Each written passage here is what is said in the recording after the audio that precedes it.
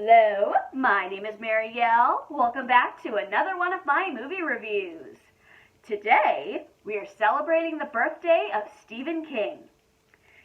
Those who saw my review last year know that I have a love-hate relationship with the 1980 adaptation of The Shining.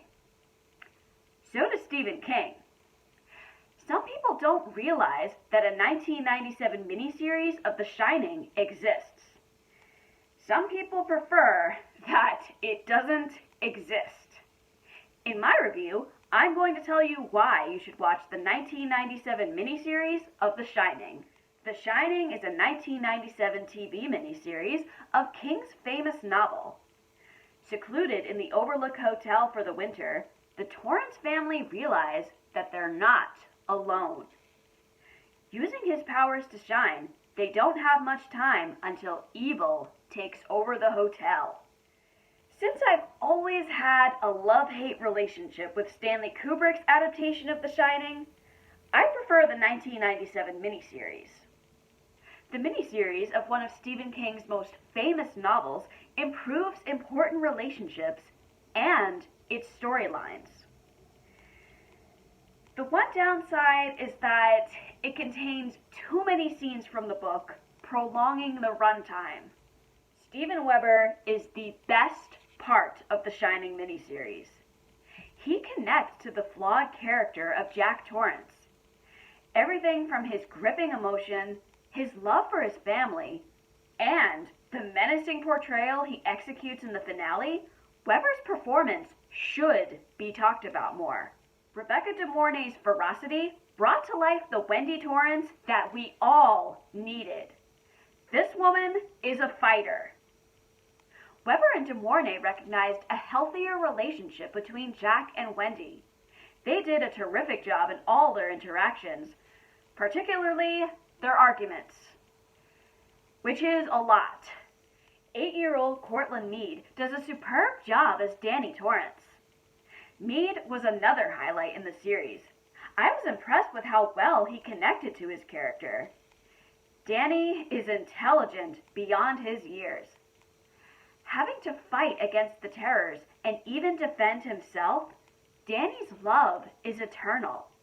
The relationship of the Torrance family was explored immensely throughout the miniseries. That was missing from the Kubrick adaptation. This family has been through rough patches, but they've made efforts to work them out. I adored the interactions between Jack and Danny, another aspect missing from the Kubrick version. The late Melvin Van Peebles' charisma and energy as Dick Halloran was a tremendous part of his performance.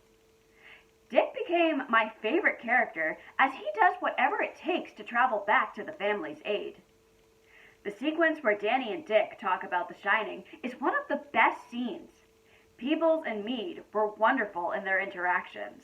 Credits include the talents of Will Horneff, John Durbin, Pat Hingle, Stanley Anderson, Cynthia Garris, and a memorable appearance by Elliot Gould.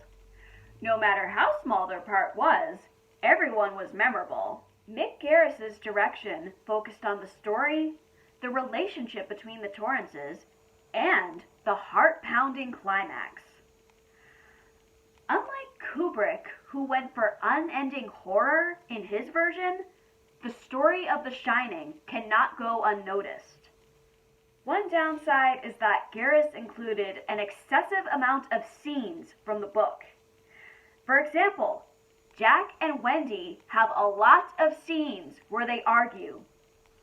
One scene even lasting over 10 minutes. Garris also could have had a better image of Tony, who is more of a mysterious figure in the book.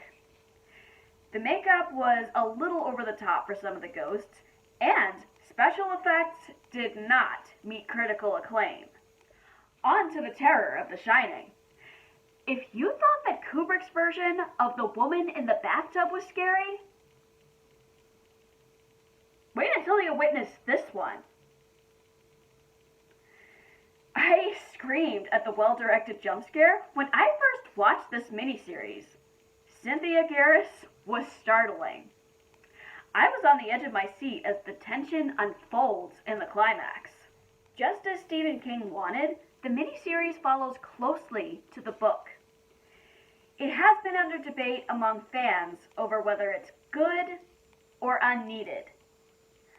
I prefer the miniseries of The Shining over Kubrick's famous polarizing adaptation. You'll have to see the miniseries of The Shining.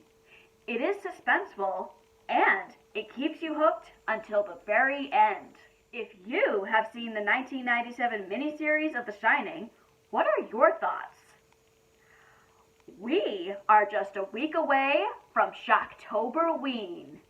Before the spooky month starts, on Sunday, I'm reviewing a film that deserves way more hype. Catch my review on The Novice. Like, comment, subscribe to my channel or to my Patreon. My name is Marielle, and this has been another one of my movie reviews.